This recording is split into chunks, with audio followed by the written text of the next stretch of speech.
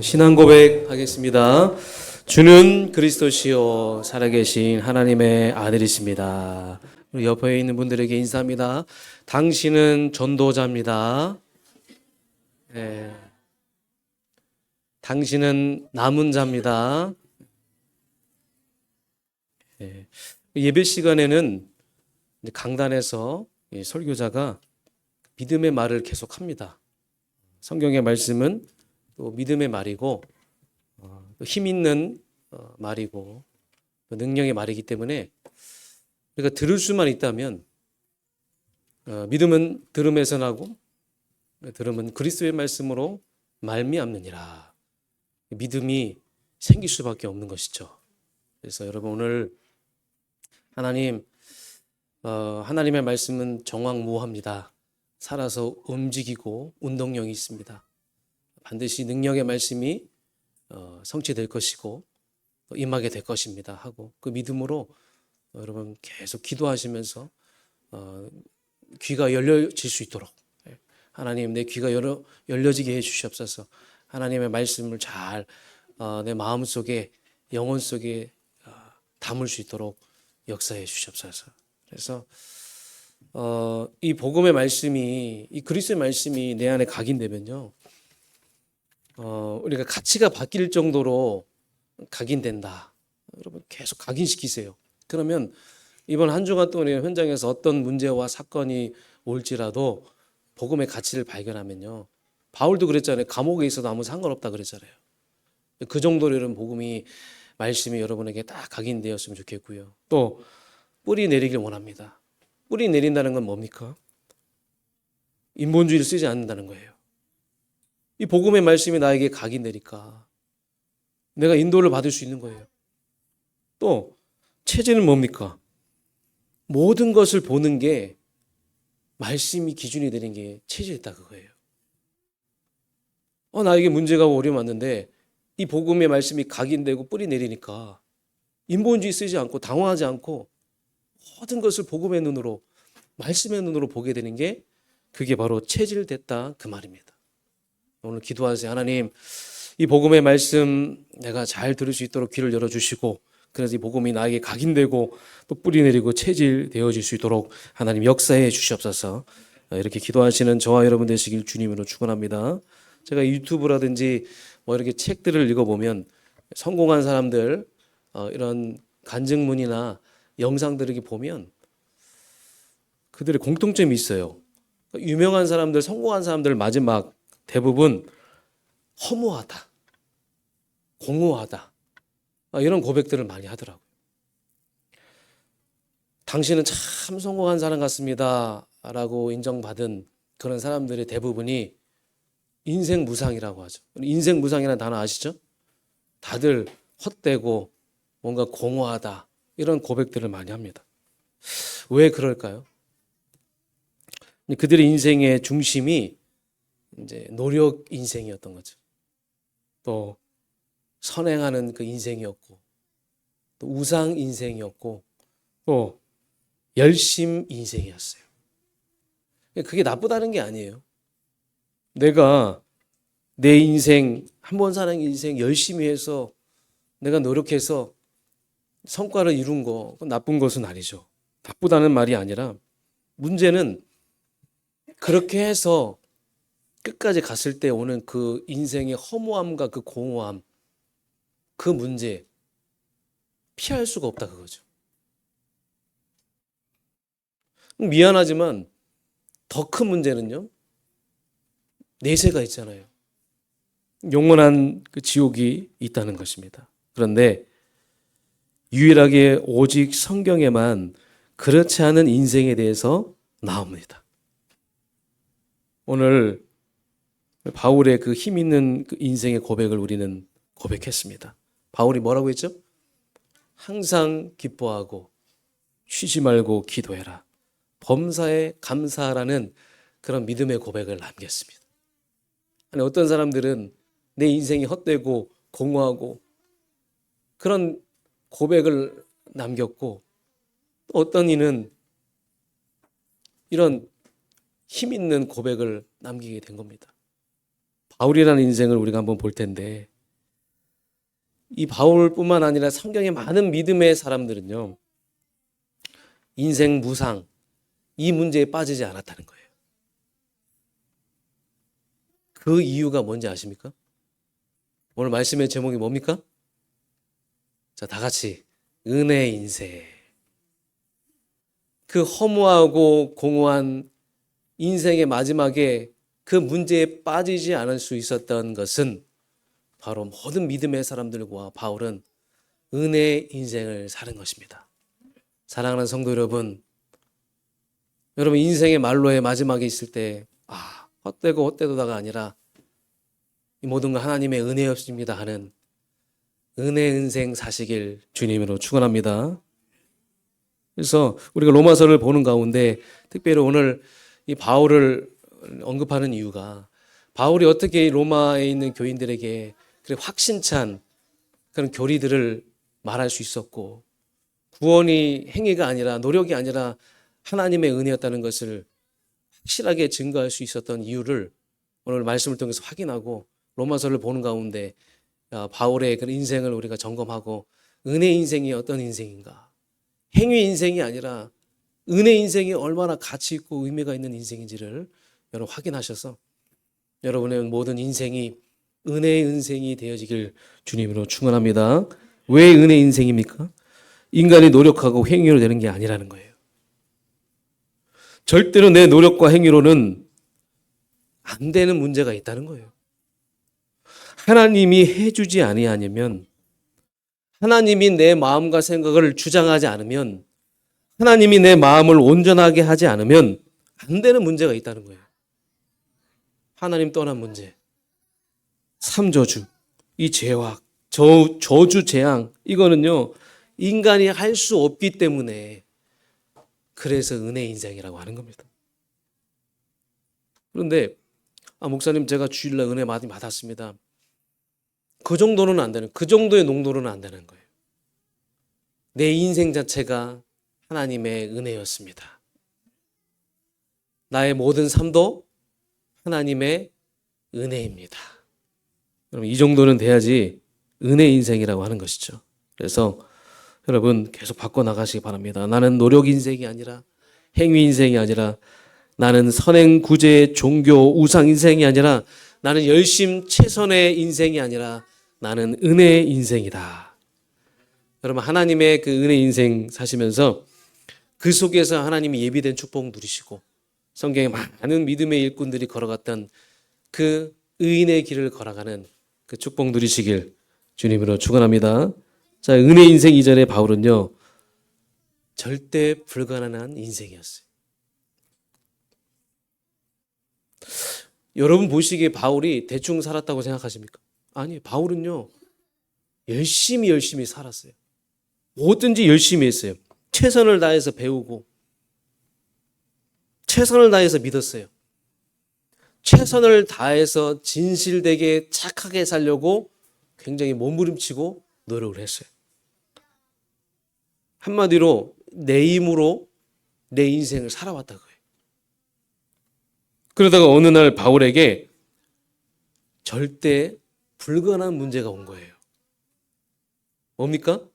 하나님 떠난 문제가 온 거예요.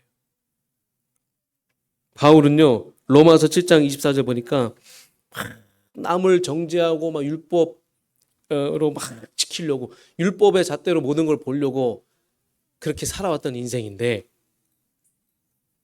나는 그렇게 열심히 노력하고 최선을 다하고 율법의 눈으로 율법 철저하게 지키려고 했는데 로마서 7장 24절의 말씀에 오라 나는 곤고한 사람이로다. 아니 내가 눈을 뜨고 내 인생을 돌아보니까 내가 곤고한 사람이라는 거예요.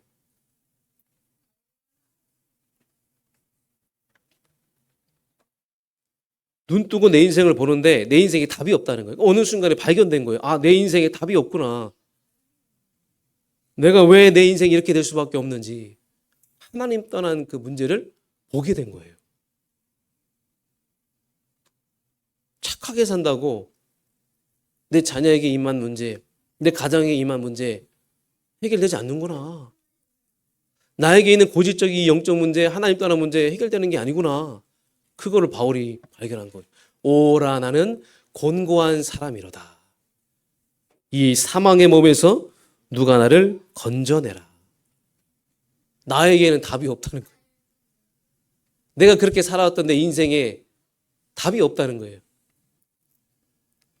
이 땅에서 누가 나에게 해답을 준들 나을 수 있겠느냐 그 말이에요. 근데 사실 이 땅에는 해답이 없잖아요.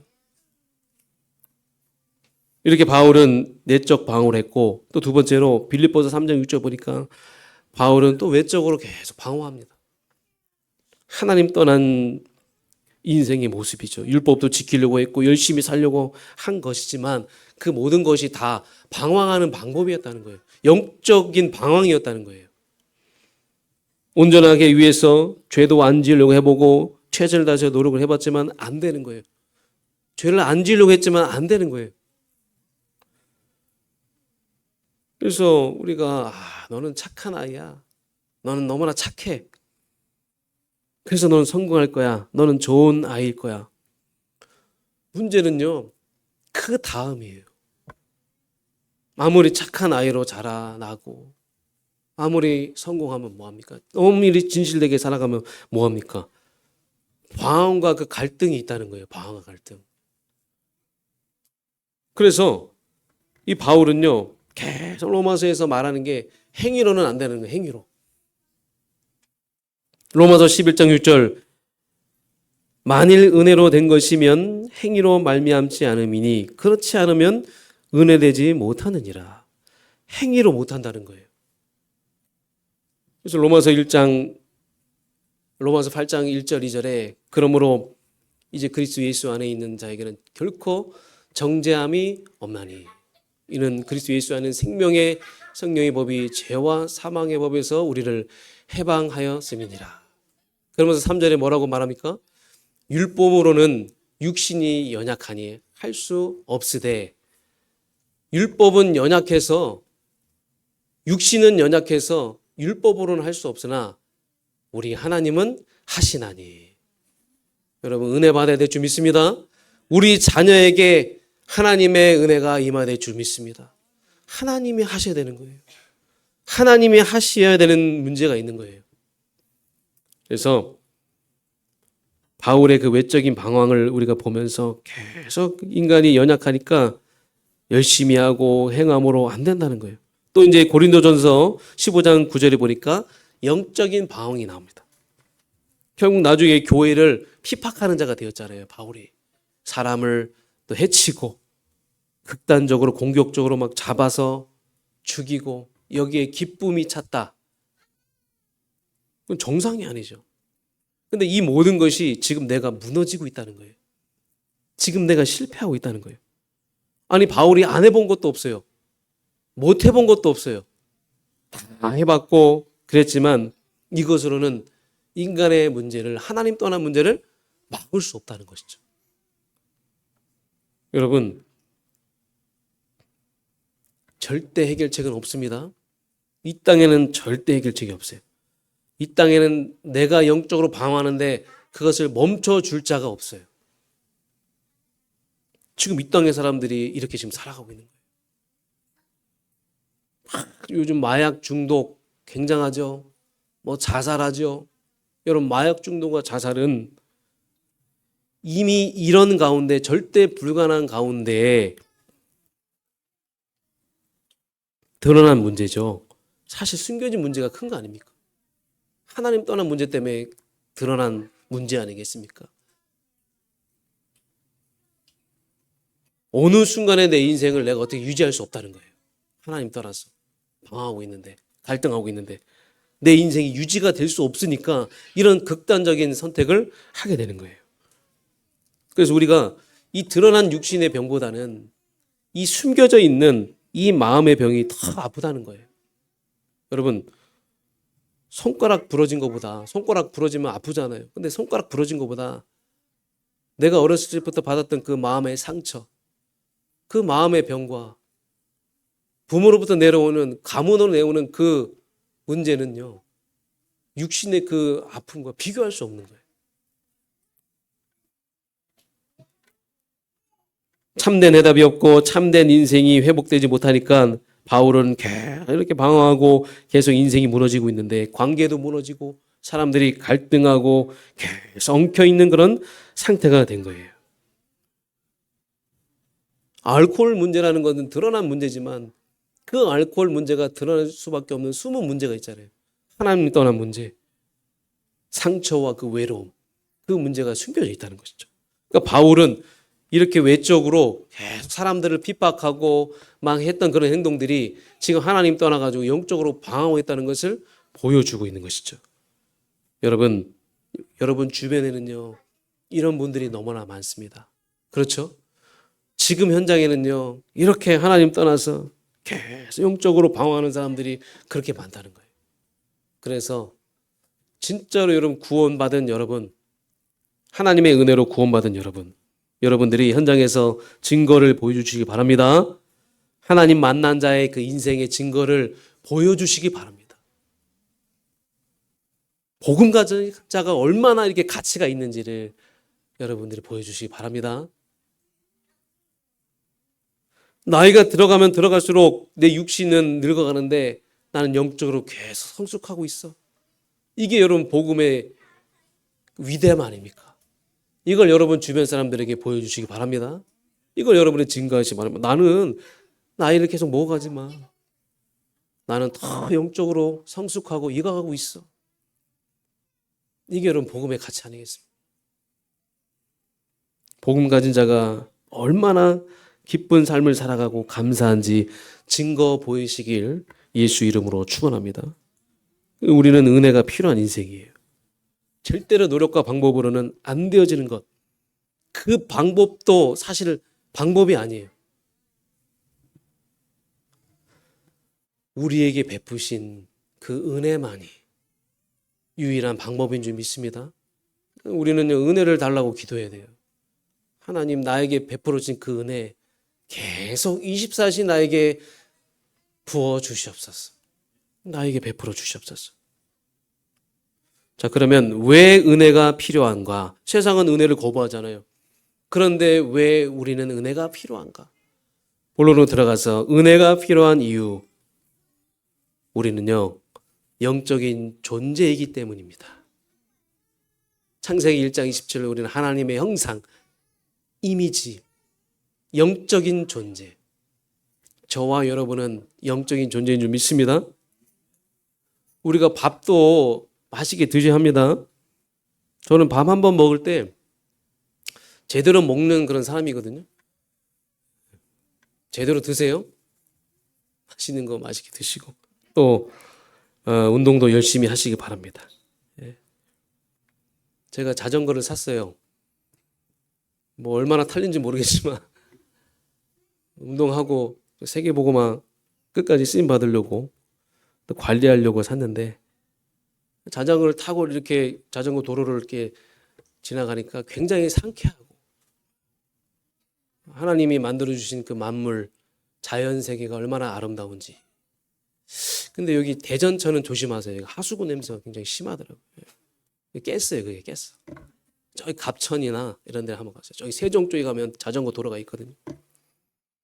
그렇게 우리는 밥도 열심히 먹고 운동도 해야 합니다.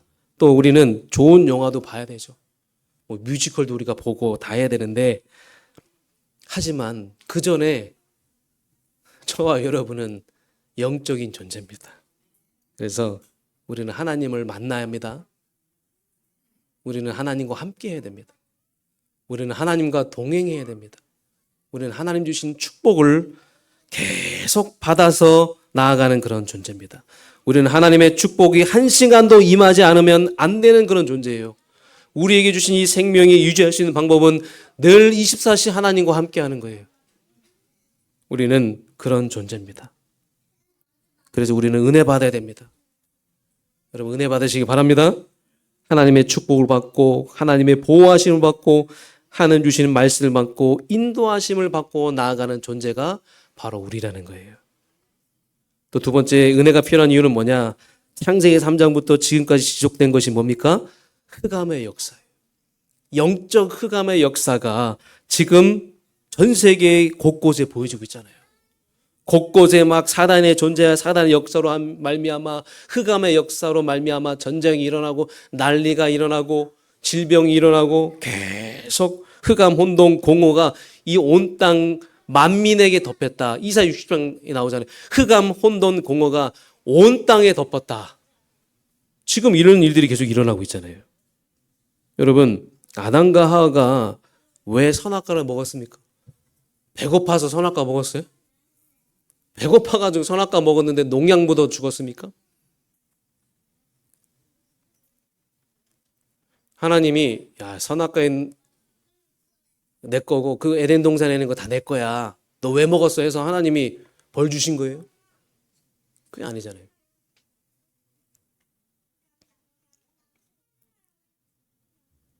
하나님을 언약을 어기게 하게끔 역사한 흑암의 역사가 있다는 거예요. 흑암의 역사가 있습니다, 여러분. 이 흑암의 엄청난 역사가 흑암의 역사가 사단 이 역사가 아담과 하와로 말미암아 하나님을 떠나게 만들었잖아요. 이게 지역 지역마다 계속 일어나고 있는 거예요. 영적 문제가 계속 일어나고 있죠. 마음의 문제와 정신 문제가 계속 역사하죠. 심지어는 교회들까지 무너뜨리죠. 심지어는 전도자까지 무너뜨리고 심지어는 목회자까지 무너뜨리게 하는 그런 시대가 온 겁니다.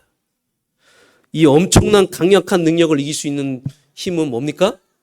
이거보다 더 강력한 힘. 바로 하나님의 은혜밖에 없는 줄 믿습니다. 하나님의 은혜를 받아야 돼요. 우리는 24시 하나님의 은혜 속에 있어야 될 줄 믿습니다. 하나님의 은혜 가운데 계속 우리는 거해야 될 줄 믿습니다. 이 능력의 흑암의 역사를 이길 수 있는 유일한 방법은 예수 그리스도의 그 하나님의 은혜뿐입니다. 또 우리가 은혜가 필요한 이유가 뭡니까? 바로 영적 힘의 원리예요.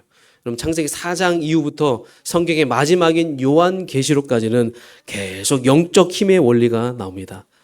요한삼서 1장 2절 사랑하는 자여 내 영혼이 잘된 같이 범사가 잘 되어지기를 내가 간구하노라. 우리가 식사 좋은 것도 많이 드시고 운동도 많이 하고 식단 조절도 하고 관리하고 가지만 그것 가지고 안 되는 것이 있다는 거예요. 우리는요 영적인 힘을 얻어야 됩니다.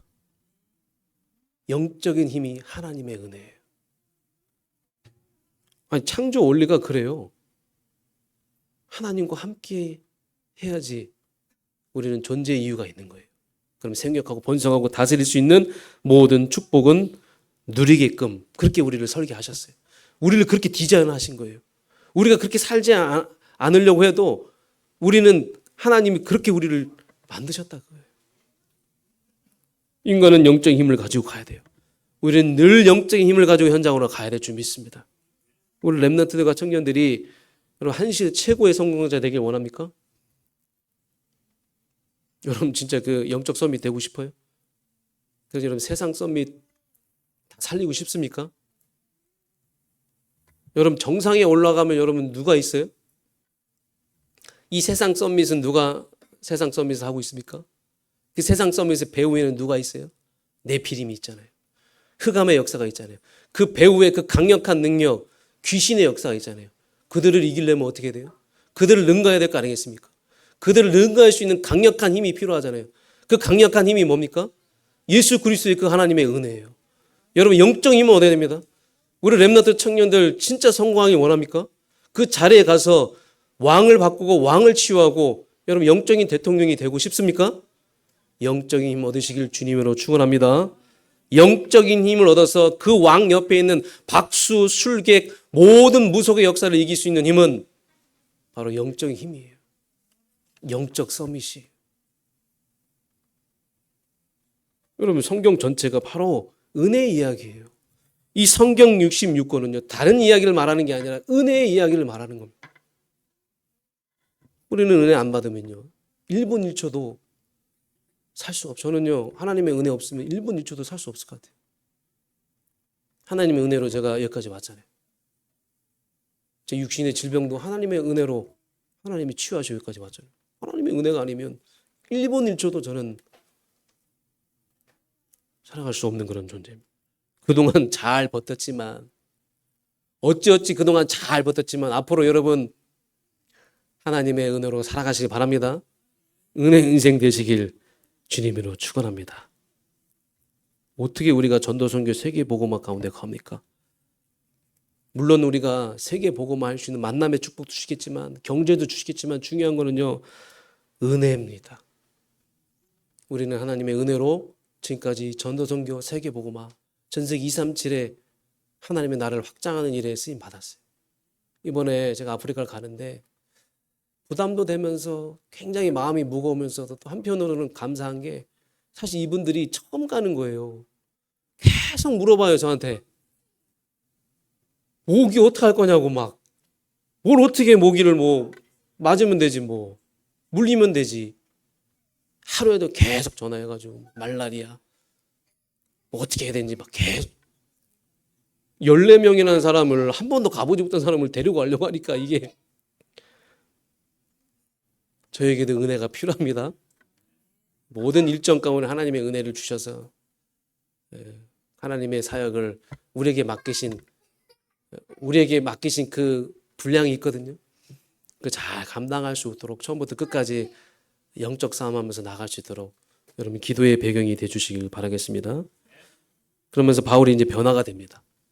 은혜의 인생으로 팍 변화가 되는 거예요. 오늘 3절부터 4절까지 보겠습니다. 곧 계시로 내게 비밀을 알게 하신 것은 내가 먼저 간단히 기록한 것 같으니 그것을 읽으면 내가 그리스도의 비밀을 깨달은 것을 너희가 알 수 있으리라. 예수 그리스도의 발견. 바울이요, 인생의 예수 그리스도를 발견한 거예요. 하나님의 은혜의 경륜을 따라서 예수 그리스도를 발견한 겁니다. 여러분 아무나 예수 믿습니까? 여러분 어쩌다가 예수 그리스도 발견하십니까? 여러분 어떻게 하나님을 믿게 된 겁니까? 국문학과 교수가 성경 읽으면 아 예수 그리스도 하고 그렇게 발견되어지는 겁니까? 아니에요. 성경 이 원어를 꿰뚫고 있는 신학자가 성경 읽는다고 예수 그리스도 발견하는 겁니까? 아니에요. 오늘 뭐라고 했습니까? 비밀이다. 아멘. 비밀이라는 거예요. 내가 어쩌다 예수 그리스도를 발견했고 예수가 그리스도 할 때 내가 아멘으로 화답했는지 비밀이라는 거예요. 호텔에도 성경이 많잖아요. 호텔에 왜 성경이 많은지 제가 물어보니까 물건 훔치지 말라고. 이 성경책을 보면 마음에 그 죄책감, 양심의 죄책감 들어가지고 호텔에 있는 물건을 안 훔쳐간대요. 그럼 스님도 성경책 가지고 다닙니다. 매일 읽잖아요. 그럼 왜 스님은 예수님을 몰라요? 호텔에 묵었던 많은 사람들이 왜 예수를 그리스도를 모릅니까? 비밀이라는 거예요. 여러분 오늘 여러분이 예수 그리스도를 깨닫고 하나님 앞에 나올 수 있는 것은 아무나 다 하는 것이 아니라 하나님의 그 비밀, 그 예수 그리스도를 알게 하는 그 비밀로 말미암아 구원받은 하나님의 자녀만이 여러분이 진짜 이 자리까지 온 것이고, 그래서 여러분은 은혜 받은 자인 줄 믿습니다. 세상에는 그리스도 이름 비밀 몰라요. 세상에는 깨달을 수 없고 이해할 수가 없는데 어찌 우리는 하나님의 은혜로 예수 그리스도를 듣게 됐고 깨닫게 된 거잖아요. 이 모든 것이 하나님의 은혜인 줄 믿습니다. 그러면서 7절부터 8절까지 보니까 이 복음을 위하여 그의 능력이 역사하시는 대로 내게 주신 하나님의 은혜의 선물을 따라 내가 일꾼이 되었노라.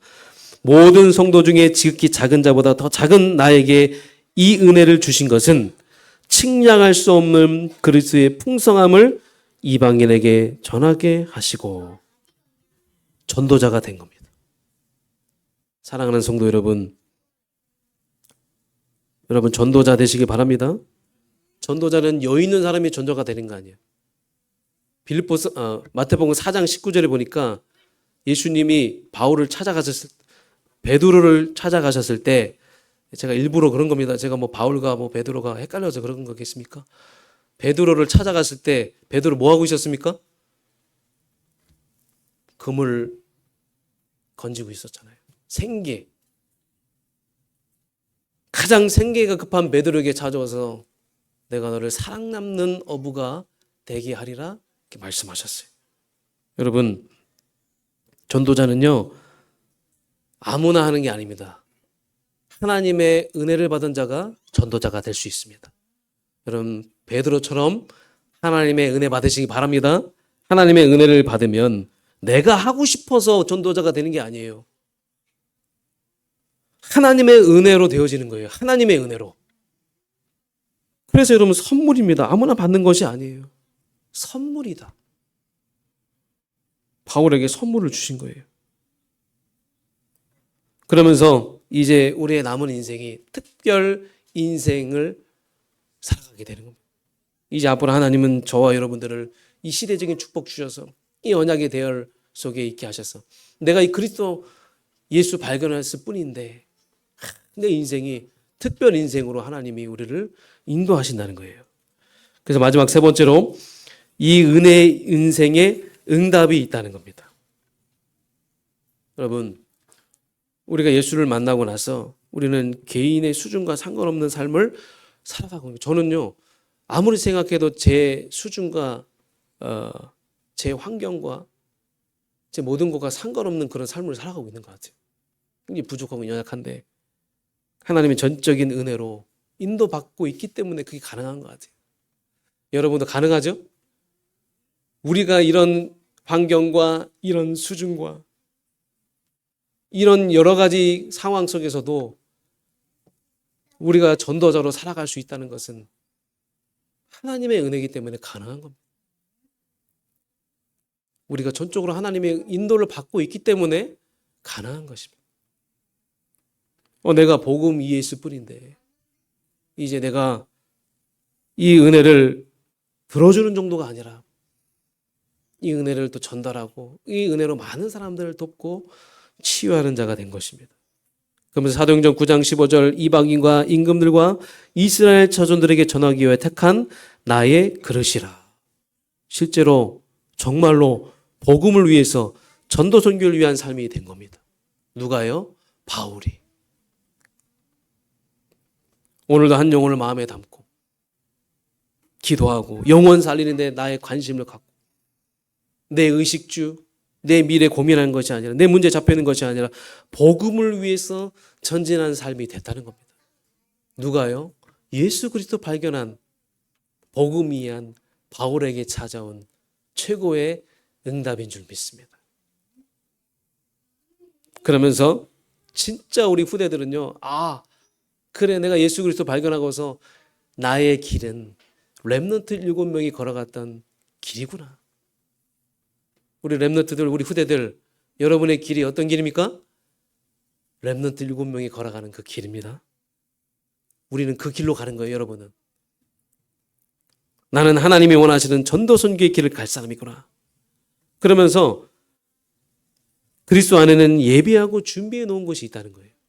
그게 뭡니까? 예비된 그 축복과 만남. 여러분 우리가 세계복음화 해야 되잖아요. 그런데 예수 그리스도 만나고 나서 그 이후에는 우리에게 예비된 축복이 있거든요. 우리가 후대운동, 전도운동, 세계복음화 해야 되는데 하나님 경제 축복하셔야 됩니다. 하나님 내가 전도운동, 생명운동 하기 위해서 내 모든 방향을 여기다 맞춥니까? 맞춥니다. 하나님 나를 축복하셔야 됩니다. 이렇게 기도하고 고백하는 사람들에게 하나님 어떤 축복을 주시느냐? 그 가정과 가문과 그 산업과 그 후대에 하나님이 축복하셔서 이 교회가 든든히 설 수 있도록 하나님은 그렇게 역사하신다는 거예요. 저는 이 자리에서 복 받을지어다, 병 나을지다 이런 거 안 합니다. 우리 교회가 복음만 말하고 우리 교회가 이 지역에서 전도 선교에 방향 맞추고 있으면 다 따라오는 거 아니겠습니까? 아멘. 당연히 경제 축복 따라오죠. 왜 굳이 복 받아야 되냐? 잘 살아야 되냐? 그 얘기를 합니까? 전도 선교 속에 복음 속에 다 있는데 이 교회는 중요한 교회입니다. 이 교회는 병든 자들이 와서 치유받을 교회예요. 이 교회는요 길을 잃은 썸밋들이 와가지고 세상 썸밋들이 와가지고 복음 만날 교회입니다. 영적으로 방황하는 바알 같은 그런 자들이 와서 복음 받을 교회이기 때문에 이 교회를 하나님이 축복하실 수밖에 없어요. 이 교회에는 우리 모든 중직자들과 찬업인들과 우리 후대들의 경제를 하나님이 축복하실 수밖에 없는 이유가 바로 여기에 있다는 거예요. 정리합니다. 은혜는 복음입니다. 아멘.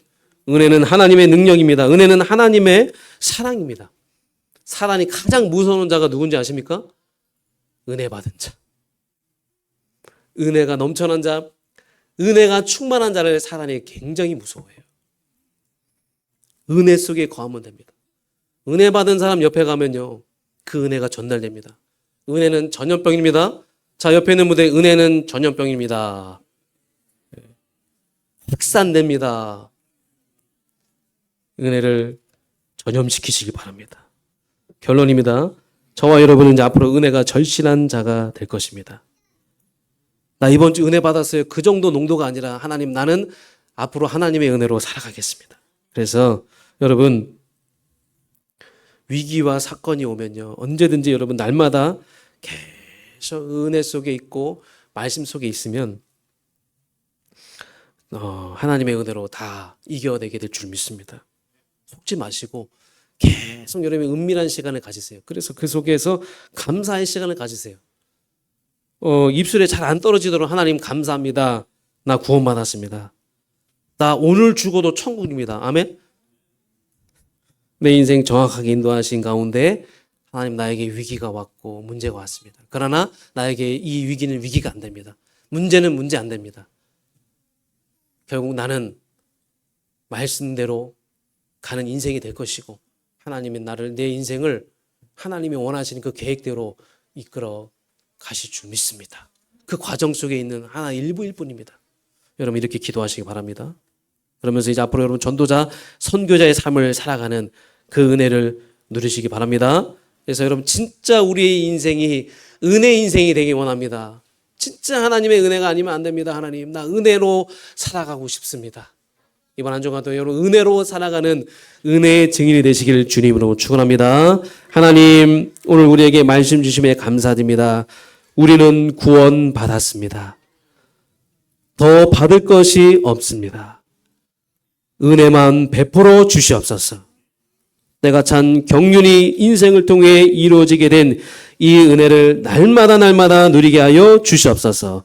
예수 그리스도의 이름으로 기도합니다. 아멘.